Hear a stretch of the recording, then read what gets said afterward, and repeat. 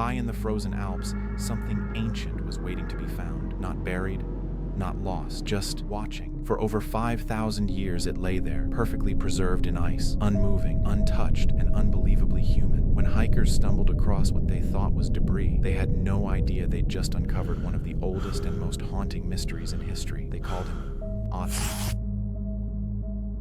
But that name would become more than just a label. It would become a question, a chilling question about who he was, how he died, and why someone tried so hard to erase him. We're going to retrace the frozen footsteps of a ghost, a man whose death was violent, mysterious, and meticulously hidden. As we pull back the icy curtain, we'll see why Otzi isn't just a relic, he's a puzzle, one that keeps rewriting our understanding of history. September 19th, 1991. Erika and Helmut Simon, two German tourists, are hiking near the Teisenjoch Pass in the Ötzi Alps, right where Austria and Italy meet.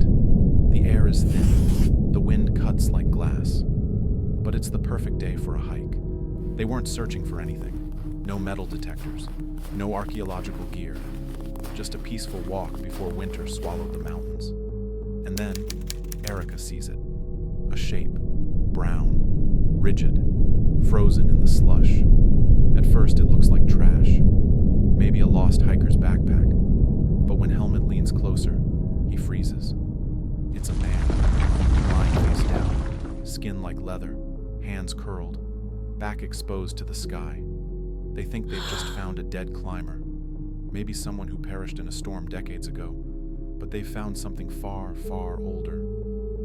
Local authorities are called in, police, mountain rescue, even a film crew shows up, but no one treats the scene like a crime or an archaeological dig. It's just a frozen corpse. They chip at the ice, use ski poles, axes, even a jackhammer. They tug at his arms, try to twist him loose. What they don't know is this: they are destroying evidence that's been locked in a deep freeze for over 5,000 years. The knife blade is bent, the axe is scratched. His clothing, once perfectly wrapped, is torn. They treat him like a modern tragedy, but he's a prehistoric mystery.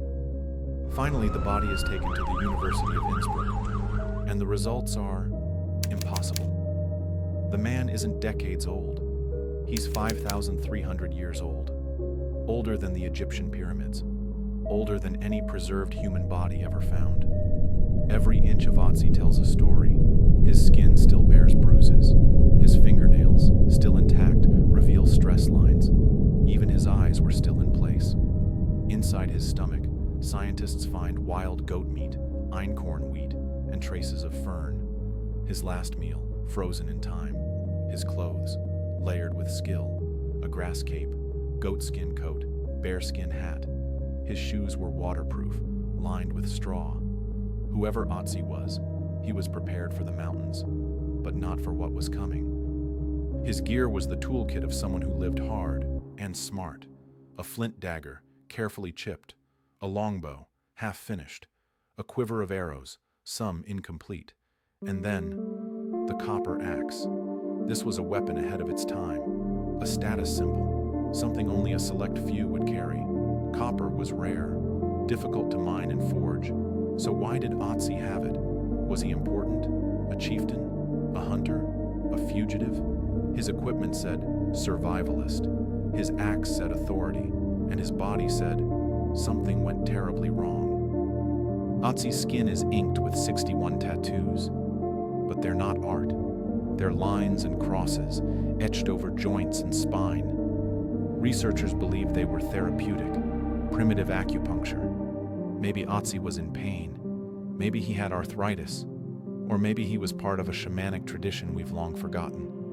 More clues hide in the wounds, a deep gash on his hand. Not from a fall, but a fight. A bruise on his chest. A blow. His final hours weren't peaceful. They were chaotic. It took 10 years to find the truth.